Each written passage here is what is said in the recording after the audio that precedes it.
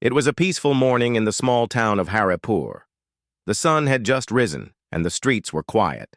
Birds were singing, shopkeepers were opening their stores, and children were walking to school.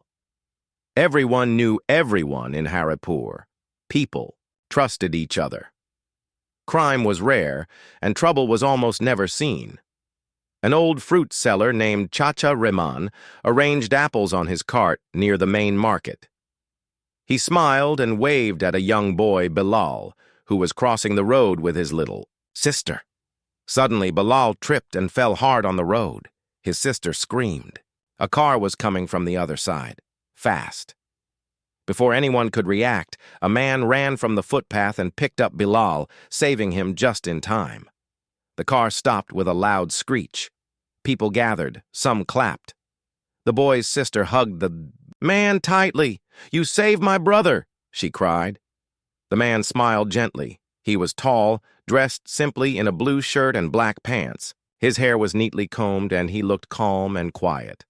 "No need to thank me," he said softly. "Just be careful next time." The crowd began to cheer.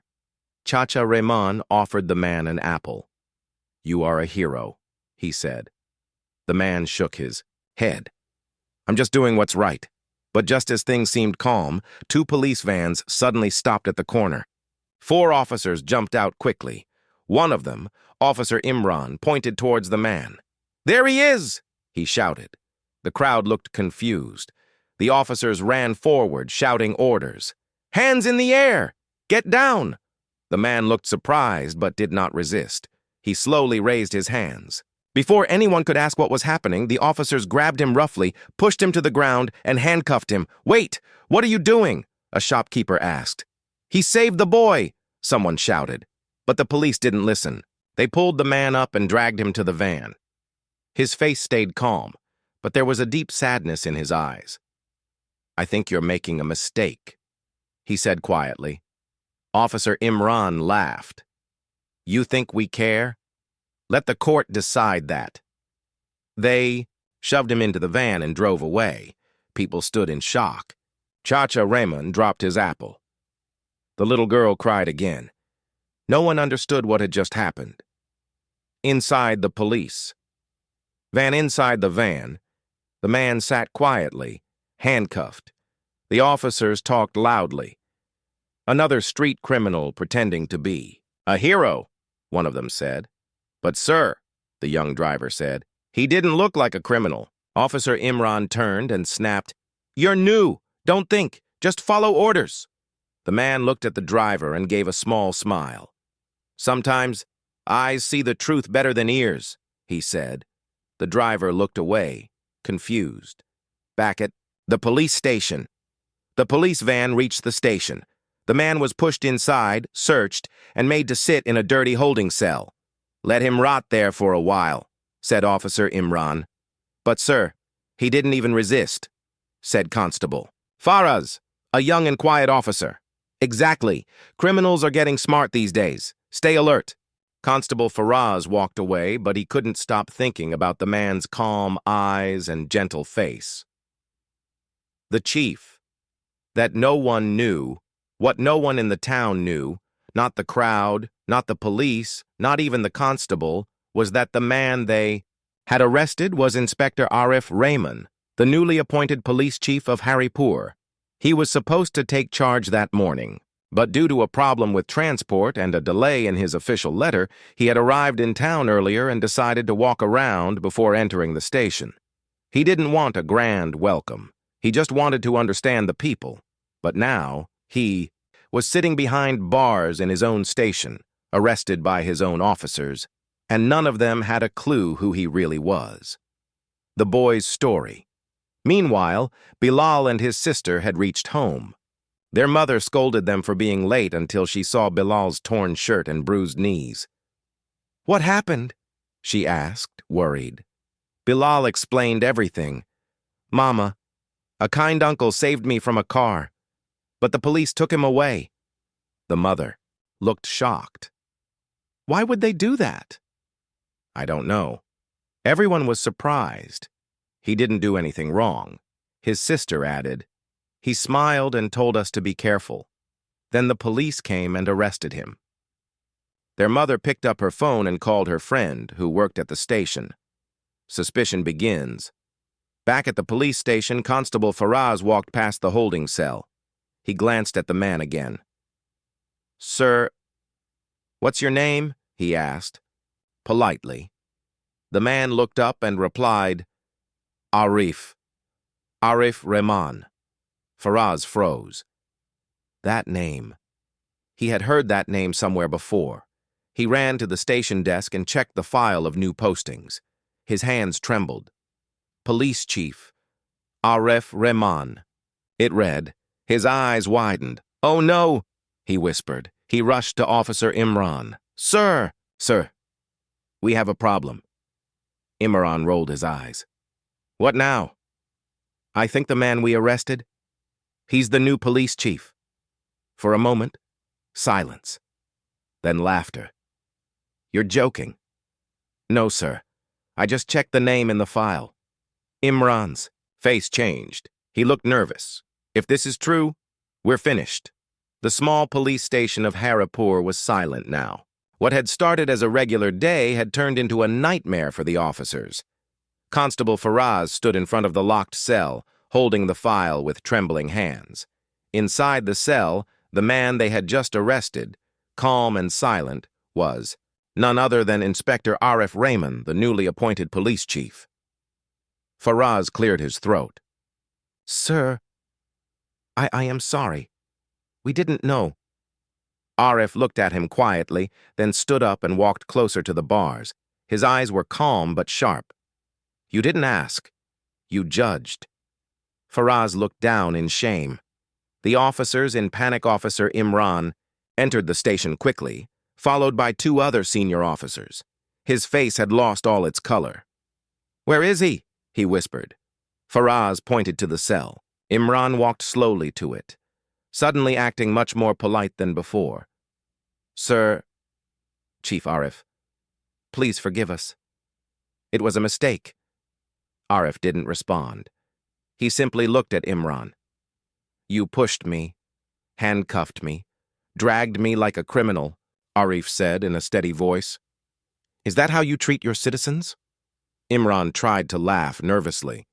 "Sir, we were told a suspicious man was in the market, and you didn't ask a single question," Arif interrupted.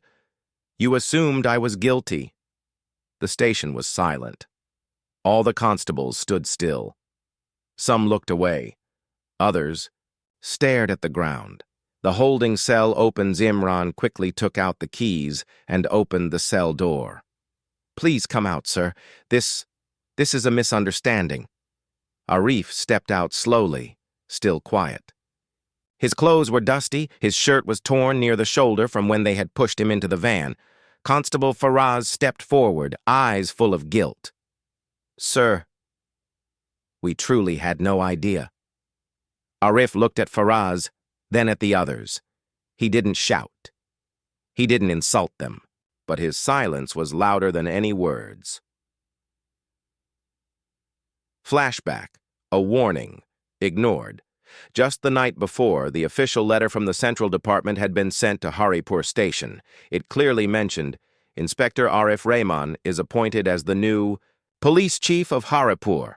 He will arrive between 7 and 9 a.m., but the letter was placed in the file room unopened. Why? Because Officer Imran didn't care. He believed he would be promoted soon and didn't want a new chief in town. Now, that same mistake had returned to bite him. The apology Imran rubbed his hands nervously. "Sir, we deeply regret our behavior. It was unprofessional. Please give us a chance to make it right." Arif stayed silent. Then he said, "Get me water." Faraz ran to bring a glass. Arif drank slowly. The officers stood like schoolboys in front of a strict teacher. Then Arif asked, "Where is your daily log file?" Faraz quickly brought it. Arif opened it, saw the empty notes, and frowned. No proper record keeping. No reports. No citizen complaints logged. What exactly have you all been doing here? No one answered. An unexpected visitor. Just then the door opened. A woman entered the station. She was Bilal's mother. I want to talk to the officer who arrested the man who saved my son, she said loudly. Imran stepped forward. Madam, it's all been handled. There was a misunderstanding. She looked at him sharply. Misunderstanding? He risked his life to save my boy, and you treated him like a thief. Then she saw Arif. You, she said, surprised. You're the one. Are you okay? Arif gave a small nod. I came here to thank you, she said emotionally, and to ask how I can help. This was wrong. Her words made the officers even more embarrassed. A gentle but powerful voice. Arif looked around at everyone. People trust the police. They come here for help, not for fear. But if you treat an unknown man like an enemy, what would you do to someone poor and voiceless? Nobody answered. Arif continued. You wear this uniform with pride, but with pride comes responsibility. He turned to Imran. Starting today, I'm officially taking charge, and every mistake will be corrected. Do you understand? Imran nodded quickly. Yes, sir. The new chief takes his seat. Arif walked slowly to the officer's room. The chair that was meant for him was empty. He sat down quietly and looked around. The entire station felt different now. Constables lined up and saluted. Their faces showed respect, but also fear. Clean the lockup, he said. Fix the record files. And no one is to arrest anyone without proper investigation again. Yes. Sir, they replied together. The driver's guilt, the young driver from the police van named Asif, stood outside the door, unsure if he should enter. Arif noticed him. Come in. Asif stepped forward. Sir, I should have spoken earlier. I felt something was wrong, but I was scared. Arif looked at him kindly. It's okay to feel fear, but never stay silent when you see wrong happening. Asif nodded. From today, speak up, even if your senior is wrong. Yes, sir, he said with new confidence. The air inside Haripur police station was heavy. No one spoke loudly anymore. Every officer was busy with files, cleaning, or pretending to work harder than before. But deep inside, they all knew. Things had changed. Inspector Arif Rahman, the man they arrested just yesterday, was now sitting in the police chief's chair. He hadn't shouted, hadn't punished anyone, yet. But his silence and sharp eyes were more powerful than 100 warnings. A forgotten envelope in a small, dusty corner of the record room, Constable Ralph opened an old drawer to search for a file. As he pulled out a pile of papers, something dropped to the floor. It was a brown envelope, marked with red ink. Urgent, appointment letter, new police chief, Haripur. Date, yesterday morning. Ralph's heart sank. Oh no. He rushed to Officer Imran, who was now sitting quietly at his desk, scared and embarrassed after yesterday's events. Sir, look what I found. Imran took the envelope, opened it, and his face turned pale. This letter was supposed to inform us that Arif Rahman was coming? Yes, sir, but no one opened it. Imran sat back in his chair, hands shaking. If we had read this yesterday, none of this would have happened. The blame game. Begins Imran quickly called the junior staff into the room. Who was on file duty yesterday morning? He shouted. Constable Ralph looked nervous. Sir, it was my turn, but I thought it wasn't important. And who put this envelope in the wrong drawer? Imran asked. No one answered. Everyone knew. This wasn't just a mistake. This was negligence. And worse, it had embarrassed the entire station in front of the new chief. Just then, Arif entered the room. What's going on? He asked calmly. Everyone stood straight. Imran held out the envelope. Sir, we found this today. It's your appointment letter. It came yesterday. Arif took the letter, opened it, and read silently. I see, he said after a pause. Then he looked at them one by one. So, you arrested a man without knowing who he was. And your reason? You never opened the file? No one replied. A quiet explosion. Arif didn't raise his voice, but his words were sharp. This is not a joke. A police station runs on rules, records, and responsibility.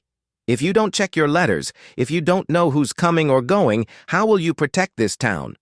Imran tried to speak. Sir, it was a busy day. No, it was a lazy day. Arif cut in. You didn't do your job, and because of that, a man was arrested and humiliated. He placed the letter on the table and looked directly at Imran. You will write a written apology and place it in my file. Also, from today, I will personally check the duty logs and file room. Yes, sir, Imran said, looking down. The truth spreads in town. Meanwhile, the story had spread all across Haripur. People in the market, shopkeepers, students, everyone was talking about the new police chief who got arrested by his own men. Some laughed. Others were shocked. At the tea stall near the station, Chacha Rehman shook his head. This is what happens when people stop asking questions. That man saved a child and got arrested. The young boy Bilal sat nearby holding his school bag. Uncle Arif is not angry, he said. He just wants everyone to do the right thing. An internal warning back at the station, Arif sat in his office with a notebook. One by one, he called in officers. He didn't scold them. He didn't threaten them. Instead, he asked simple questions. Why do you wear this uniform? What does the word protect mean to you? Would you treat your own family the same way you treated me? Some officers looked ashamed. Others had no answers. Then he wrote in his notebook, Before I fix the city, I must fix this station. Someone isn't happy. Far away in the district police office, a man in a black coat sat behind a large wooden desk. He was Deputy Commissioner Qadir, an old corrupt officer with political ties. He had just heard that Inspector Arif Rehman had taken charge. His assistant spoke carefully. Sir, he's strict. People say he doesn't bend rules. Qadir's eyes narrowed. That's not good for us. He stood up and walked toward the window. This man is going to dig up all the files. If he finds out how many fake reports we approved, we're finished. The assistant whispered, Should we stop him? Qadir turned around with a cold smile. Not yet. Let him feel comfortable. Then, we'll make our move. The next morning, Haripur town was full of whispers. The shops opened like always, the children went to school, and the tea stalls filled with people. But something had changed. Everywhere people talked about one thing, the new police chief, Inspector Arif Rehman, and how his own officers arrested him by mistake. Some found it funny, others found it sad, but everyone agreed. This new chief was not like the others. At the tea stall, old Chacha Rehman poured tea for his customers, shaking his head. This man saved a boy and got arrested, but he didn't shout. He didn't even hit those officers. That's real power, he said. You're right, a young man replied. The last chief used to slap people for no reason. Another man added, I heard the new chief made the officers clean their own mess. He's bringing change. Chacha nodded. Let's hope it lasts. Not everyone likes change. Arif walks through. Town Inspector Arif walked through the market in plain clothes. This time, everyone noticed him. Shopkeepers stood up. People greeted him with respect. Assalamu alaikum, sir. Thank you for saving Bilal. Welcome to Haripur, Chief. Arif smiled politely and nodded. He didn't come here for attention. He came to observe. He noticed broken streetlights, children walking without shoes, and shopkeepers who paid more fees than taxes. He saw fear in some eyes, not fear of criminals, but fear of the system. A small girl's cry. As he passed a small street, he heard a child crying. He turned and saw a little girl, no older than 6, sitting on a step. "What's wrong, Beta?" Arif asked kindly. She pointed toward a police constable taking her father away. "They took Abu, said he stole rice, but he didn't." Arif's eyes narrowed. "Where do you live?" She pointed to a broken house nearby. Arif knocked on the door. An old woman came out crying. "They took my son, sir. We borrowed rice from the shop last night. We were going to return it, but the shopkeeper called the police." Arif's voice was calm, but firm. "Stay here." The unfair arrest at the station, Constable Tariq sat lazily eating biscuits. Arif entered. "Where is the man you arrested this morning?" he asked. Tariq jumped up. "Sir, he was stealing rice, so we brought him in." "Did you investigate? Did you ask for proof?" "No, sir," the shopkeeper said. "Call the shopkeeper now." Within minutes, the shopkeeper arrived, sweating. He looked surprised to see Arif himself questioning. "Sir, the man has borrowed rice before. I just wanted him to return it." Arif raised an eyebrow. "So, you called the police to arrest a man who borrowed food?" The shopkeeper looked away. A clear message, Arif ordered the man's immediate release. Then he called all the constables together. "Listen carefully," he said. "We are here to protect the weak, not punish the poor. If anyone arrests a citizen without proper reason again, there will be consequences." The constables nodded nervously. "From today, all complaints must be written and signed, and no action will be taken without evidence." "Yes, sir." Meanwhile, dark plans. Begin in the office of Deputy Commissioner Qadir. A phone call ended with a smile. "Inspector Arif is too honest. He's going to cause problems," he said. His assistant asked, "Should we transfer him?" Qadir shook his head. "Not yet. Let him dig around. Let him think he's in control. Then we'll trap him with something he won't see coming." Back in the town, that evening, Arif walked back home. Children waved at him. Some even ran behind him, calling out, "Chief Uncle! Chief Uncle!" He smiled, but deep down, he knew something wasn't right. The problems in Haripur weren't just about bad police work. They were deeper. He thought of the unopened welcome letter, the quick arrest, the missing records, the fear in the people's eyes, and the silence in the station.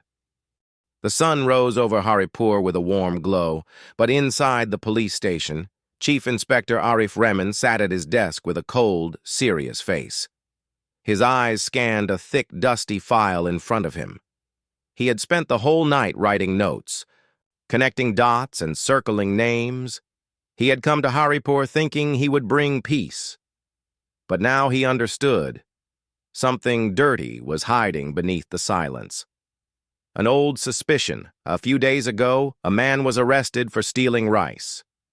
Yesterday, a shopkeeper was caught charging poor vendors protection money. Today, a woman came crying, saying her husband had disappeared 2 weeks ago, and no FIR was filed. Every case had the same pattern: fear, silence, no paperwork. Arif's fingers tapped the desk. "Where are the missing reports?" he asked, aloud. The file room mystery. Arif walked into the old file room, followed by Constable Faraz. The room smelled of damp paper and forgotten stories. "Who manages this room?" Arif asked. Faraz replied, "Sir, usually Constable Javed, but he's on leave for 2 weeks." Arif frowned. "And no one else checks it?" "No, sir. It's always locked." Arif looked around. The shelves were full, but many files were poorly arranged. Some without names, others with missing pages. Suddenly, Arif noticed something. There was a cabinet in the back, locked tight, with an old padlock. "What's inside that?" he asked. Faraz hesitated. "Sir, I don't know. I've never seen it opened." The hidden files appear. "Break the lock," Arif ordered. Within minutes, the lock was broken and the cabinet doors creaked open. What they found inside made Arif's blood freeze. Dozens of files, all with red tags, all marked "closed without." "Action!" Arif pulled one file and opened it. A report from a poor widow. Her land was stolen by a local politician. No investigation done. Another file. A missing teenager. The father's complaint was marked lost case. Another. A domestic abuse case. Ignored completely. Faraz looked shocked. Sir, these were never shown to us, Arif said quietly, because someone didn't want them solved. A pattern of corruption. Arif spent hours reading the files. Most had similar handwriting in the closed by section. Officer Imran's name appeared again and again, and then, in a few older files, another name came up, signed Deputy Commissioner Qadir. Arif leaned back in his chair. This isn't just laziness. This is a network, Faraz whispered. Sir, what will you do? Arif replied, the truth must come out, no matter who it hurts. Imran feels the pressure. Meanwhile, Officer Imran was growing restless. He knew Arif had found the secret cabinet. He had also noticed that the chief was calling certain citizens back to the station, quietly, one by one. Imran called someone late at night. Sir, he's digging into the past. Voice on the other end replied coldly, then bury him in it. Imran hung up with sweat on his forehead. He didn't want to go against Arif, but he was stuck between truth and fear. Arif visits a victim. The next morning, Arif visited an old widow whose complaint had been ignored for years. Her name was Sakina Bibi. She opened the door slowly, eyes full of sadness. Chief Sahib, why are you here? Arif held her old file in his hand. I read your complaint. About your land. Tears filled her eyes. I thought everyone had forgotten, Arif replied gently. Not anymore. He sat with her, listened again, and promised to reopen the case. Before leaving, he said, Justice may be late, but I'll make sure it comes. Danger in the shadows. That night, while Arif was in his office, a stone hit the station's window. Note was tied to it. It read, Stop digging the past, or you won't see tomorrow. Faraz read it with shaking hands.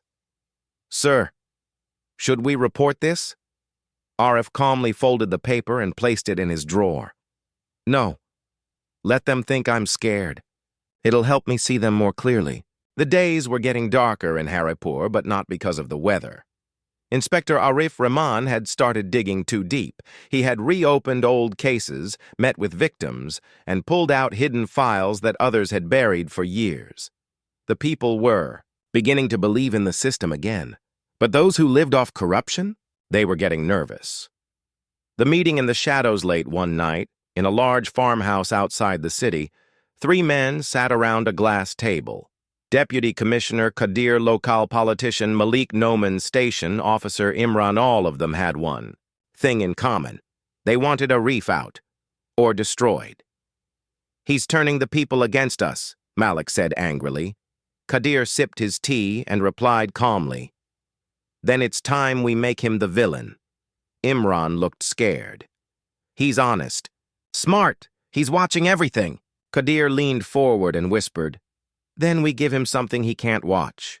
A fake complaint. The next morning, a woman named Shazia Begum came to the station crying. She said, Chief Sahib, my husband was beaten by men in uniform last night. He's in the hospital. Arif stood up at once. Which officers? She looked down. They said they came from this station. Arif called all his men. Who was on patrol last night? All answered the same. They were either on leave or in other parts of town. The logbook showed no such raid. Still, Arif personally went to the hospital. A man with bandages sat on a bed, groaning in pain. He said the police broke his bones, the doctor explained. But something felt strange. There were no signs of handcuffs, no police witness, no complaint filed the night before. Arif looked at the man. Do you know who beat you? The man didn't answer. He just looked away. The pressure grows. By evening, local news channels had picked up the story. Police brutality in Haripur?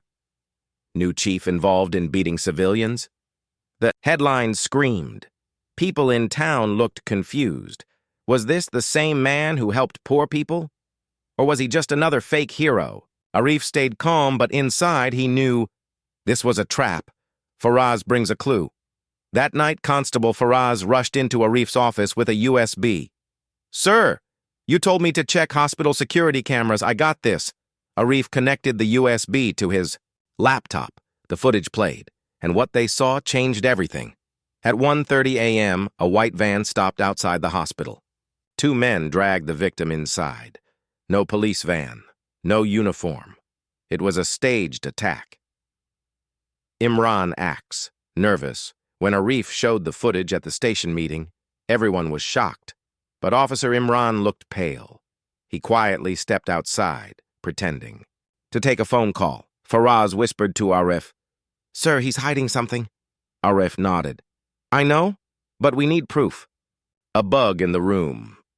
That night, Faraz planted a hidden recorder inside the interrogation room, a place where Imran often made calls, thinking no one could hear. They waited.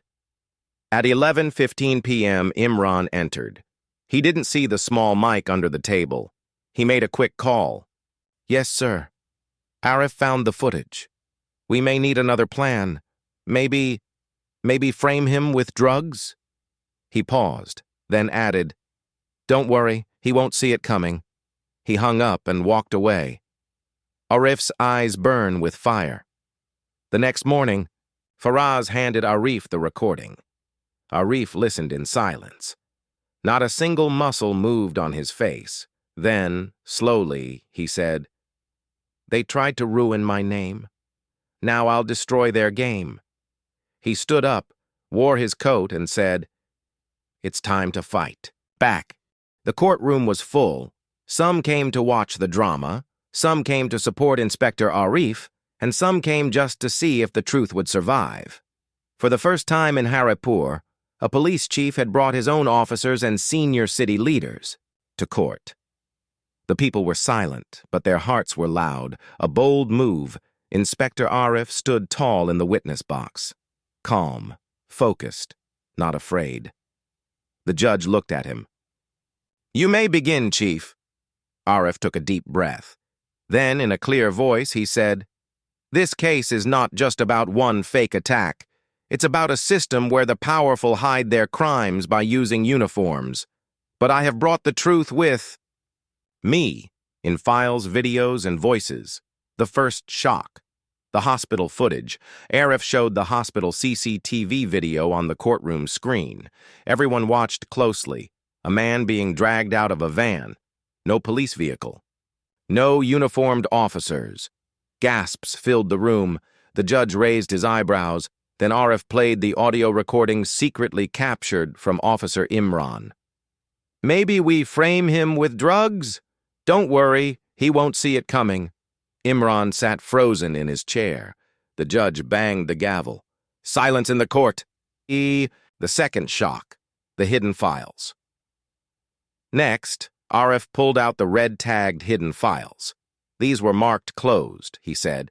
No justice, no action, just silence. He placed the file of Sakina Bibi in front of the judge, then a file of a young boy Bilal, whose complaint was never written, then another, a land grab case connected to politician Malik Noman. People in the courtroom whispered loudly. One man shouted, "We waited for justice for 10 years." Another woman cried, "They told me no one would listen, but he did." The judge again called for silence, but now the room was full of emotion. The defense fights back. The defense lawyer stood up quickly.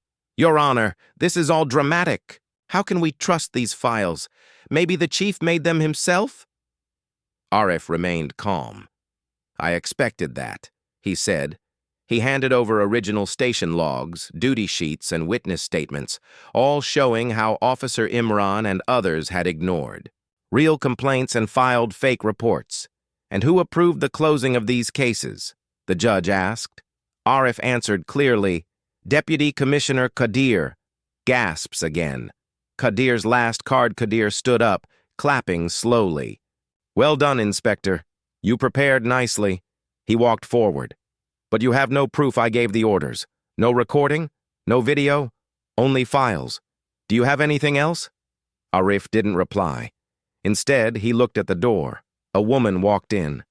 Shazia Begum, the same woman who had filed the fake beating case. Everyone turned toward her. Arif said, "Tell the court who asked you to lie." Shazia's hands shook. Her voice trembled. But she spoke. "It was Deputy Commissioner Qadir. He paid us. He said we must say Arif beat my husband, or we'd lose our home." The courtroom exploded with emotion. The judge speaks. The judge raised his hand.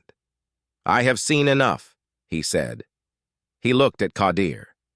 "You used your power to silence the truth." He looked at Imran. "You forgot your duty." And finally, he looked at Arif. "You didn't just protect the law. You reminded this town what justice looks like." The courtroom victory gave the people hope. For the first time, someone had stood up against the powerful and won. But Chief Inspector Arif Rahman knew the fight was not over. The court had spoken, but the shadows had not gone silent. A message in the dark one night, Arif returned to his home after another long day of reviewing old cases. He found a small box at his doorstep. Inside was a broken police badge, covered in blood-red paint, and a note. "You exposed one layer.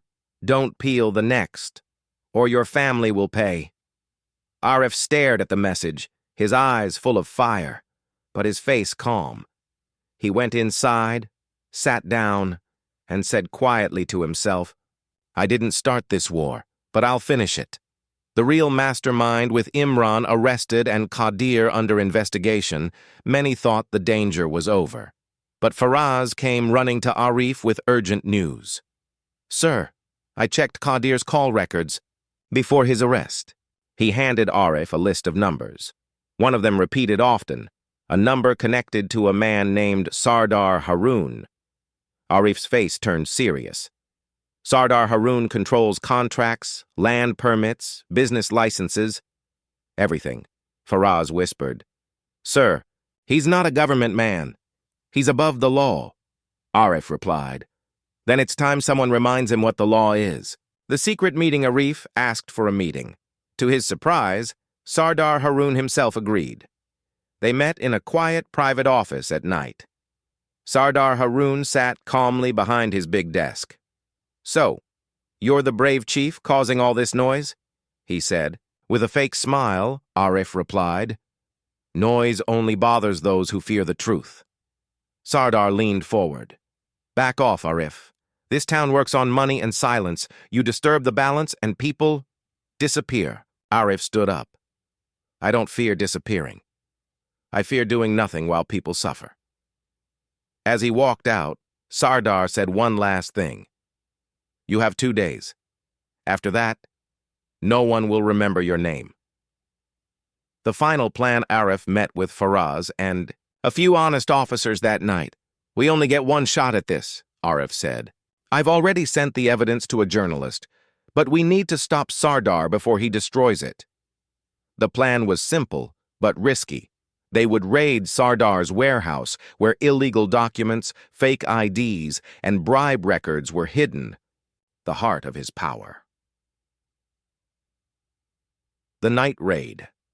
3:15 a.m., 3 police vans arrived outside the warehouse. Inside were stacks of files, weapons, and even photos of police and judges being blackmailed.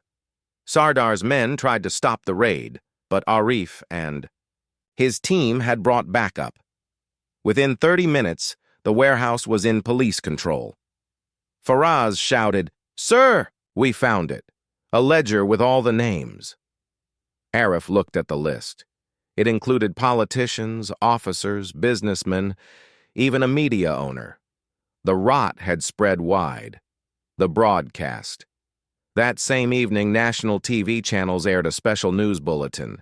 Leaked. Documents. Hidden files. Blackmail photos. Bribery charts. It was all connected to Sardar Haroon. The country watched in shock.